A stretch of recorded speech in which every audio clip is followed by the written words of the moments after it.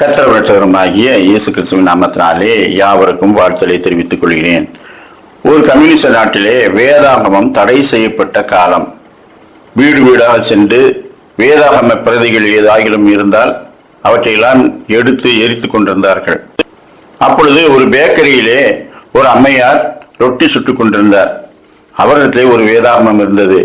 எங்கே ஒழித்து வைத்தாலும் இதை பிடித்துக் கொள்வார்கள் என்று தெரிந்து உடனடியாக அவர் தான் பிசைந்து கொண்டிருந்த மாவிலே ஒரு பெரிய பகுதியை எடுத்து அதற்குள் முழு வேதாகமத்தையும் வைத்து ஏற்கனவே வெந்து கொண்டிருந்த ரொட்டிகளோடு அனலிலே வைத்து விட்டார்.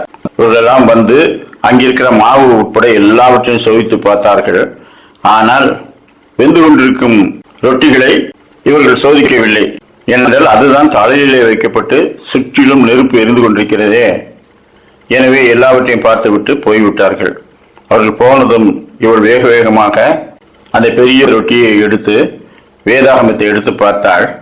அது கொஞ்சமும் எரியாமல் வைத்தது போலவே இருந்தது.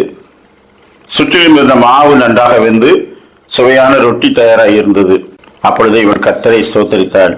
கர்த்தாவே, உம்முடைய வசனங்களை அவித்து போட ஒருவனாலும் கூடாது. உம்முடைய வசனங்கள் ஆவியாயும் ஜீவனாயும் இருக்கிறது.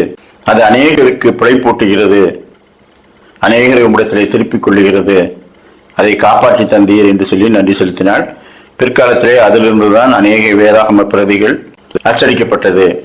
எரேமியா 20ஆம் அதிகாரம் 9ஆம் வசனம், ஆனாலும் அவருடைய வார்த்தை என் எலும்புகளில் அடைபட்டு எரிகிற அக்னியை போல் என் இருதயத்தில் இருந்தது.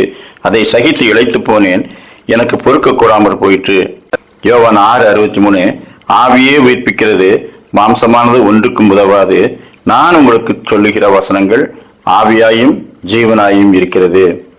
கர்த்தருடைய வசனங்களை பெற்றுக்கொண்டவர்கள் அதை மற்றவர்களுக்கு சொல்லாமல் இருக்க முடியாது. ஏனென்றால் அது நம்முடைய எலும்புகளில் அக்கினியை போல இருந்து தன்னுடைய வெளிச்சத்தை அநேகருக்கு காட்டும். அவருடைய வார்த்தைகள் நமக்கு நன்மை செய்யும். அவர் தருகிற வார்த்தைகள், வசனங்கள் நமக்குள்ளே ஆவியாயும் ஜீவனாயும் இருந்து நித்திய ஜீவன் வரை நம்மை வழிநடத்தும். அப்படிப்பட்ட அந்த வார்த்தைகளை நாம் நேசிப்போம், வாசிப்போம், பின்பற்றுவோம்.